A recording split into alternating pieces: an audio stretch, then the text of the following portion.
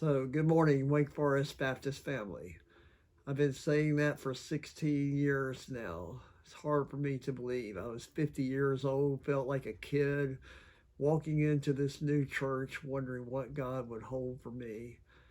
And then never could I have imagined all that this 16 years have brought.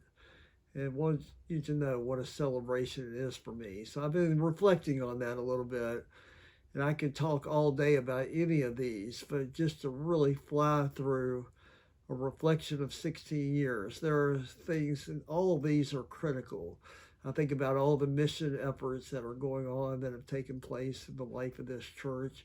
I think about how we celebrated the 175th anniversary, and now we have an incredible history book that brings to light this incredible over 180 years of history in this church that I've just been a little part of.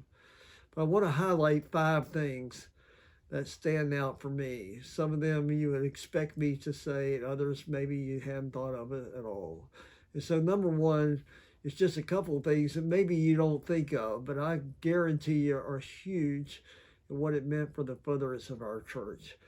And that is, when we came here, the leadership council just was non-functional. And so we revised it with an infrastructure that was according to the ministry and allowed the ministry to happen the way it is. So the establishment of the leadership council and the way we now have it, it's not sexy, it's not a big deal, but it's critical to the structure of our church. The other thing, I guarantee hardly anybody thinks about, one of the best things we ever happened was that we did not build the Stevenson Center. We were looking right up to the last minute at what would have been a mortgage of $30,000 a month. Think about that, what that might have meant. We might not have survived financially, but we were dead set on it happening. And God blessed us by the banks withdrawing from us. So, but also the level of trust in this church. We can't quantify it. But when's the last time we had an argument over anything? No conflict, trust. It's a foundation of this church that's allowed us to move forward. So that's what number one. Number two, building on that, the level of trust. I just want to talk more about that. One of the highlights that I will always remember is when we discussed the PPP money, the government offering over $100,000. That was there. All we had to do was sign the document. It was there for us. But not only the trust we had in each other that we would come through, but the trust we had that God would provide. That's a celebration that just can't be said enough about. And so church conferences in this church are boring. And that's what you want. Everything is already taken care of, and there's a trust that we're doing the right thing. Number three, the one you would probably expect me to say more than any, but you got to say it, is the dramatic example of what happened in our relationship with Southeastern Seminary that led to the unimaginable, unforeseeable, impossible to even consider that they would give us the land that allowed now for us to build the new building and to be able to pay it off as well as we did. And that leads right to me, number four.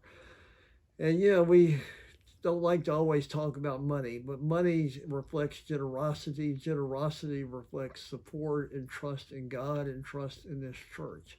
We've had 3 capital campaigns, all that were successful. We paid off this building in record time. The Critcher property now, $2.8 million. Who and what that will mean for the future of our church, the music suite. The generosity in this church is a stirring testimony to the difference that you make. Number five, and got to say this, with all the full-time work that goes on, the level of the ministerial staff, the team that I'm a part of, I love them, I believe in them, I trust them. They are dedicated, they are living out their calling, and the level of ministry that we have is reflective in many ways of the high caliber of ministerial staff that we celebrate as a team around here. And so having said that, all those, that's just so quick when I'm trying to think of 16 years in a couple of minutes. What I want to end up on, though, Someday I'm going to leave here. We all know that. That's the way it should be. What I will remember more than anything is the times that you invited me into the sacred moments of your life. When babies were born, when babies were dedicated, when I baptized some of those children that were born when I first came here now are about to graduate from high school, to see them go off into the world, to share in weddings, the difficult times of so many deaths of those that I loved and shared. I will remember more than anything, and you will remember too, that we shared life together. We were church, and you have been a gift to me.